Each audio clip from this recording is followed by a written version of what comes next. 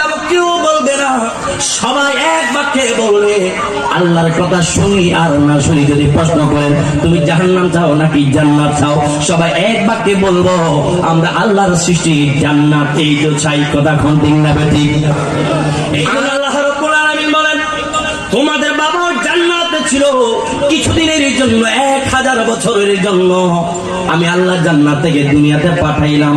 কিছু আমলগুলো দিলাম, ওই আমলগুলো পরীক্ষা করে যার আমলটা নিখুঁত হবে, ফ্রেশ হবে, খাঁটি হবে, ওই আমলটা যাচাই বাছাই করে আমি আল্লাহ জান্নাতে দিয়ে দিব।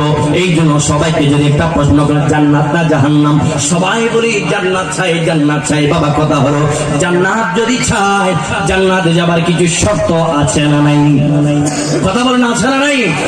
ওই শর্তগুলোর মধ্যে 1 নাম্বার শর্ত হলো দৈনিক 5 ওয়াক্ত নামাজ।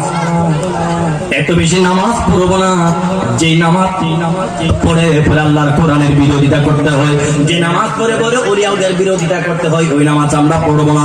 এমন নামাজ পড়বো যে নামাজের মধ্যে রাসূলের মহব্বত আছে, ওই নামাজ পড়বো যে নামাজের মধ্যে ওলিয়া উলিয়ার মহব্বত আছে, ওই নামাজ পড়বো যে নামাজের মধ্যে সালিহিন বান্দার মহব্বত আছে। ওই নামাজ যাদের কলবে থাকবে, ওই নামাজগুলা দিয়ে আমার আল্লাহ আমাদের আপনাদেরকে জান্নাত দিয়ে দিবেন। বলেন সুবহানাল্লাহ। এরপর শেষ আল্লাহ বলছেন ইন্নাহা আলাইহিম মুসাদাম। ওই জান্নাত ওই জাহান্নামের মধ্যে যাদেরকে আল্লাহ নিক্ষেপ করবেন তাদেরকে পিলারের সাথে এমন ভাবে বেঁধে রাখবেন ওই পিলার থেকে নড়াচড়া করার কোনো সুযোগ থাকবে না। এরপরে বলছেন ফি আমাদিন মুমাদ্দাদা। ওই জাহান্নামের মধ্যে যাদেরকে রাখবে, ওই জাহান্নামে এক একটা এই যে বাঁশের মতো পিলার হবে, খুঁটি হবে, ওই খুঁটির সাথে এমন ভাবে আমার আল্লাহ ঢুকায় রাখবেন কোন মৃত্যু সেখানে হবে না। কোন মৃত্যু নাই, দুনিয়া থেকে শুধু একবার মাত্র মৃত্যু হয়ে যাবার পরে ওই কবর থেকে জান্নাতে হলে জান্নাত, জাহান্নামে হলে জাহান্নাম। ওই জাহান্নামে যাবার পরে কোনো মরণ নাই, জান্নাতে যাবার পরে কোনো মরণ নাই।